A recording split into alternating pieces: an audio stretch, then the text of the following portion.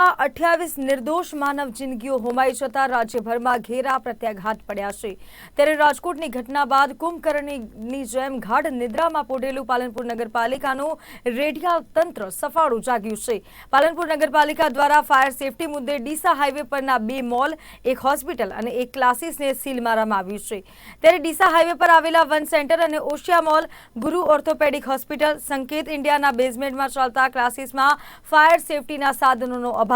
અને fire સેફટીની NOC ન હોવા સહિતની ત્રુટીઓ મળી આવી હતી, જેને લઈને આ બંને મોલ, હોસ્પિટલ સહિતની મિલકત સીલ કરવામાં આવી છે।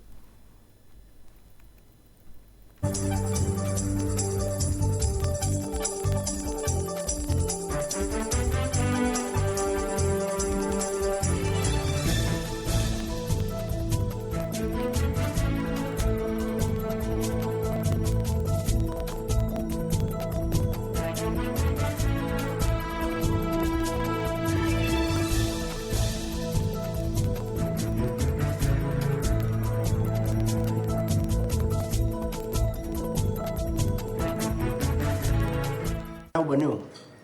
એ રાજકોટના બનાવ પછી એ દિવસથી જ સતત રાજ્ય સરકારનું માર્ગદર્શન, સૂચનાઓ, પરિપત્રો, ઓર્ડર્સો અને કાલે રાત્રે પણ અમને એક ઓર્ડર જે મળ્યો છે રાજ્ય સરકાર તરફથી કે હવે તો નોટિસ પણ આપવાની જરૂર નથી, જો ત્યાં એની યોગ્ય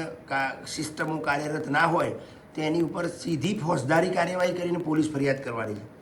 તેમ છતાં પણ અમારી પાસે સર્વે થયા મુજબ જે આવા પબ્લિક ગેધરિંગ પ્લેસો ઉપર આવી જે ક્ષતિઓ જણાઈ હતી એમાં મેજરલી કહી શકાય એવી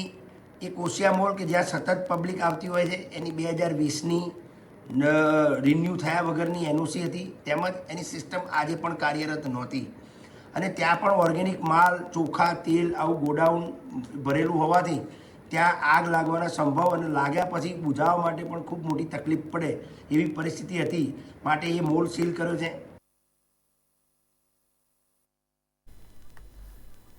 અમદાવાદના રાજનગર કૃષ્ણનગરના આંગણે